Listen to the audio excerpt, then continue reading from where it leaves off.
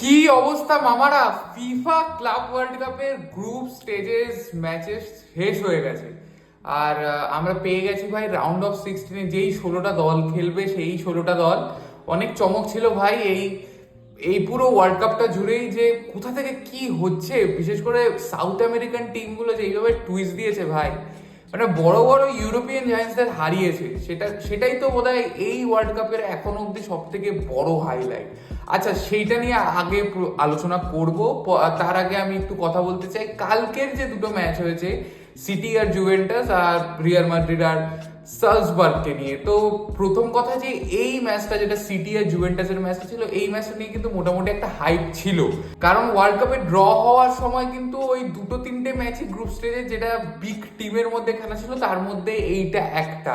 তবে এটা অনেকটা ডেড রাবার ছিল, কারণ দুটো টিমই কোয়ালিফাই করে গেছিল রাউন্ড অফ 16-এ।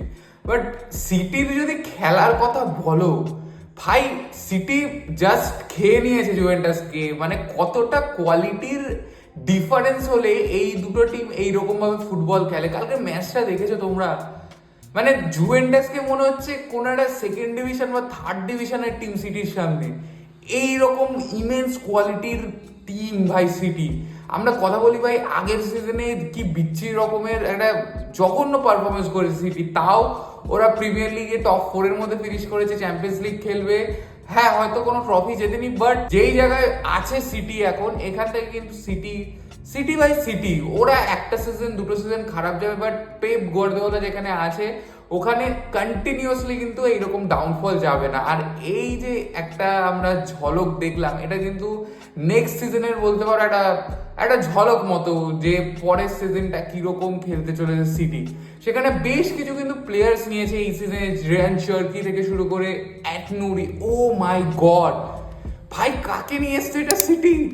মানে কি প্লেয়ার ভাই! আলজেরিয়া কোথায়, কোন ক্লাবে খেলতে, এডনরি কোথা থেকে তুলে নিয়ে এসছে এই প্লেয়ারটাকে। কালকে মারাত্মক খেলেছে এই প্লেয়ারটা, আমার অসাধারণ লেগেছে। আর যদি কিছু সাইনিং বলো, তিজানি রেইন্ডার্স এসি মিলান থেকে তুলেছে। বেশ কিছু সাইনিং, কুশানভ তো মাঝখানে এসেছিল, নিকো গঞ্জালেস ছিল এদের কাছে।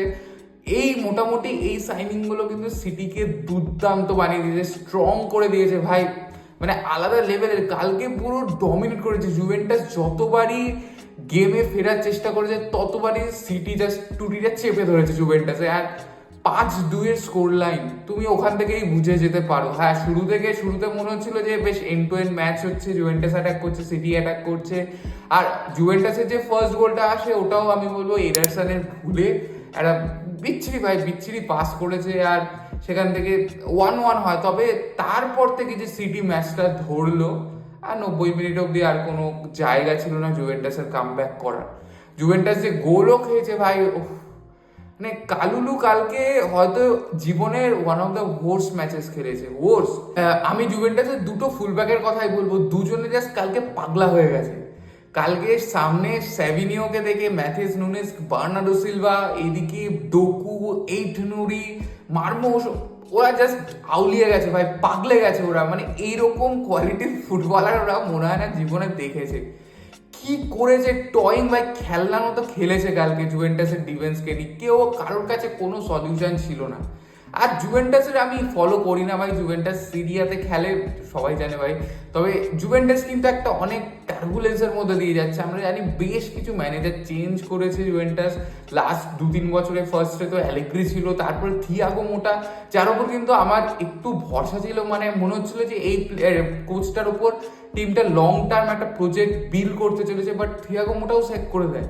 এখন ইগর টুডুর বলে একজন কোচ আছে, এদের কালকে পারফরমেন্স দেখো, যদি ওভারঅল দেখা যায় শুরুর দিকে জুভেন্টাস বেশ প্রেস করার চেষ্টা করেছে, প্রেসিং ভালো করেছে। বলটা যে জিতেছিল ফার্স্ট গোলটা করে, ওখানে কিন্তু প্রেসিং, একটা ভালো প্রেসিং। কিন্তু সিটির যে কোয়ালিটি মিডফিল্ডে, রেইন্ডার্স আর রডরি, ও হো হো, আমি মুখিয়ে আছি ভাই নেক্সট সিজনটা দেখার জন্য, এরা দুজন কিভাবে ডেভেলপ করে খেলছে। মানে কালকে জাস্ট ওই একটু ঝলকিটা দেখা গেছে। হ্যাঁ, একদম ফুল ফেজে তো খেলছে না পুরো টিমটা, বাট যেইটুকুই এফোর্ট দিয়েছে, যেইটুকুই পারফরমেন্স এসেছে, সেখান থেকে কিন্তু আনডাউটলি বলা যায় এখনই ওয়ান অফ দ্য বেস্ট মানে মিডফিল্ড লাগছে।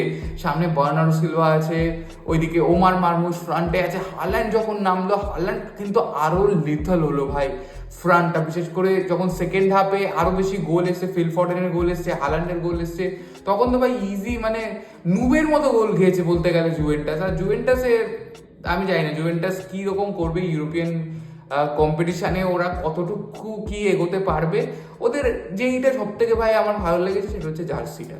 আর জার্সি ছাড়া আমার জুভেন্টাসের খুব একটা কিছু পজিটিভ লাগেনি। সিটি পুরো গেমটা একদম জাস্ট উড়িয়ে দিয়েছে, জুভেন্টাসকে পুরো গেমটাই ডমিনেট করেছে, আর সিটি এরকমই করবে। City is one of the favourites to win the world cup ভাই, মানে এই টুর্নামেন্টটা জেতার জন্য। আচ্ছা, এবার একটু রিয়াল মাদ্রিদকে নিয়ে কথা বলি ভাই। আমাদের রিয়াল মাদ্রিদও কিন্তু কালকে দুর্দান্ত খেলেছে। হয়তো রিয়াল মাদ্রিদ যারা ফ্যান্স আছো তাদের মনে হবে এই রিয়াল মাদ্রিদটাই তো চাইছিলাম, এতদিন কোথায় ছিল, মানে জাবি অলonsoর আন্ডারে এই যে 3-4টা ম্যাচ হয়েছে এখন অব্দি, এইটা হয়তো সব থেকে বেস্ট ম্যাচ। প্রত্যেকটা প্লেয়ারই খুবই ভালো খেলেছে, ট্রেন্ট হোক, জুড হোক, ওইদিকে ডিফেন্স ভাই, ও ডিন হাউস মানে প্রতিদিন যায়, প্রতিটা ম্যাচ যায়, এই প্লেয়ারের প্রশংসা করতে করতে আমি হাঁপিয়ে যাই। কি কোয়ালিটির প্লেয়ার ভাই ডিন হাউসেন, মানে কোথা থেকে কার একাডেমি থেকে প্যাদা হয়েছে ভাই, এটা এটা কি প্লেয়ার, মানে ওর কোনো ভয় ডর নেই যে সামনে প্রেস রেজিস্ট্যান্ট প্লেয়ার কাকে বলে জানো, এই ডিন হাউসেন। মানে সামনে যত ভালো কোয়ালিটির প্রেসার চলে আসুক, ও ভাই কুল কম্পোজড, ও একদম কোল্ড মাইন্ডেড পাস করবে মিডফিল্ডে, সুন্দর ডিফেন্স সেরা পাস করবে। এইরকম কোয়ালিটির প্লেয়ার ভাই আমি দেখিনি এখনো অব্দি, মানে বলতে পারো ইউরোপের one of the best ball playing defender এই মুহূর্তে তো অবশ্যই ডিন হাউসের। কালকে ডিফেন্সটা ভালো করেছে, রুডিগার অনেকদিন বাদে এসেছিল, রুডিগারের একটা বেশ ইনজুরি ছিল পায়ে, বাট আবার কামব্যাক করেছে, রুডিগার ছিল, এই জন্য ডিফেন্সটাকে আরো বেশি স্ট্রং লাগছিল। ট্রেন্টের সাথে জুডের কানেকশনটা ও মাই গড খুবই ভালো লাগছে। কারণ ভিনিও ভালো করেছে, ভিনি তো গোলও করেছে। আর একটা প্লেয়ার যার কথা আমি এর আগের ভিডিওটাতে বলেছি, আজকেও বলবো, গনজালো গার্সিয়া। এই প্লেয়ারটার উপর কিন্তু নজর রেখো ভাই, মানে রিয়াল মাদ্রিদের কিন্তু আমার মনে হচ্ছে এই সিজনের একটা ব্রাইট প্রসপেক্ট ভাই।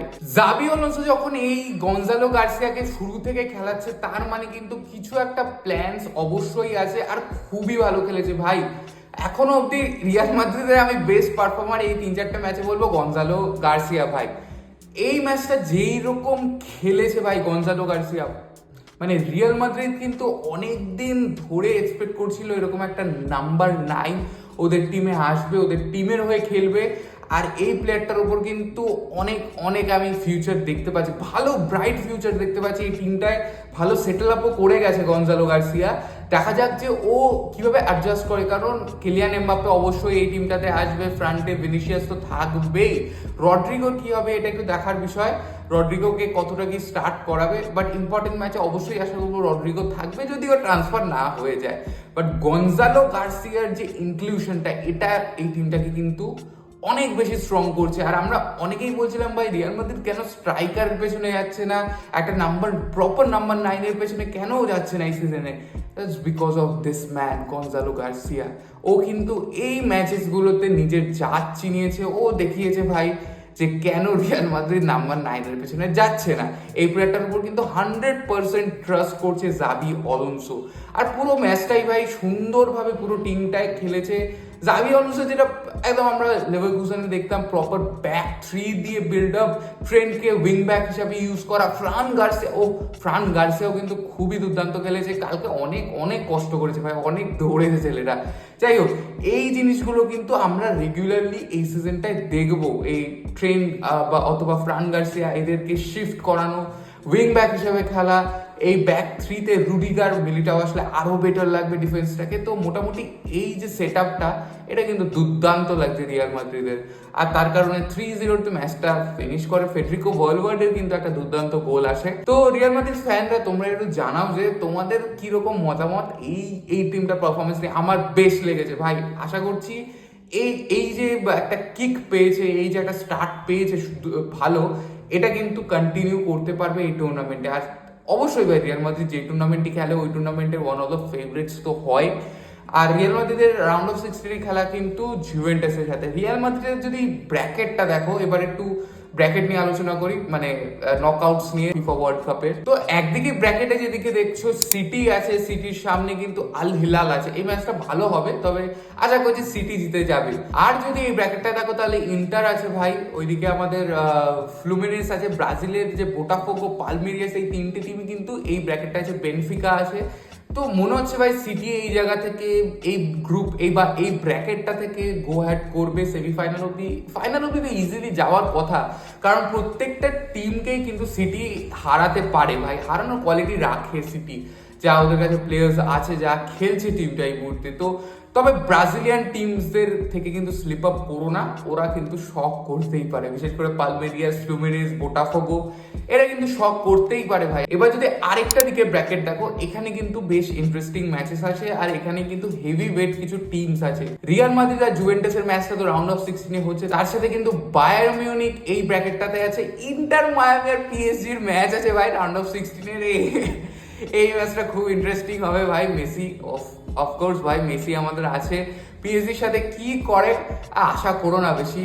অবশ্যই ইন্টার মায়ামি কোথায় আর পিএসজি কোথায়, হিউজ ডিফারেন্স। আর যদি 1% মানে কোনো রকম ভাগ্যের জোরেও জিতে যায়, সামনে আবার বায়ার্ন আছে ভাই। মানে এই ব্র্যাকেটটা কিন্তু খুবই ডিফিকাল্ট আছে, বিশেষ করে রিয়াল মাদ্রিদও যদি এগোতে চায়, যেতে চায়, যে কোনো টিম, রিয়াল মাদ্রিদ হোক, পিএসজি হোক, ওইদিকে বায়ার্ন হোক, তিনটে টিমকেই কিন্তু ফেস অফ করতে হবে কোয়ার্টার ফাইনাল বা সেমিফাইনালে একে অপরের।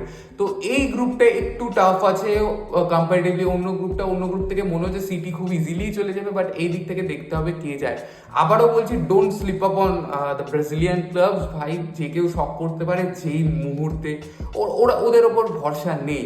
বাট আপাতত দেখে মনে হচ্ছে যে সিটি একদিক থেকে যাবে, আরেক দিক থেকে maybe Real Madrid or PSG, জানি না। তো দেখা যাক, বায়ানো ভালো চান্স আছে। তবে এই মুহূর্তে কিন্তু এই অবধি ভাই গ্রুপ স্টেজে ম্যাচ শেষ হয়ে গেছে, টুর্নামেন্টটা রাউন্ড অফ 16 শুরু হবে রোববার থেকে। কভার তো অবশ্যই করবো, তোমাদের কি মতামত জানাও ভাই এই টুর্নামেন্টে নিয়ে লাগছে। সিটি আর যারা রিয়াল মাদ্রিদ ফ্যান আছো, তারা জানাও তোমাদের কিরকম মতামত লাস্ট ম্যাচটাকে নিয়ে, কিরকম কি বুঝছো টিমগুলোকে নিয়ে। কমেন্টে লেখো, একটু লাইক করো, একটু সাবস্ক্রাইব করো। দেখা হচ্ছে পরের ভিডিওতে, টাটা।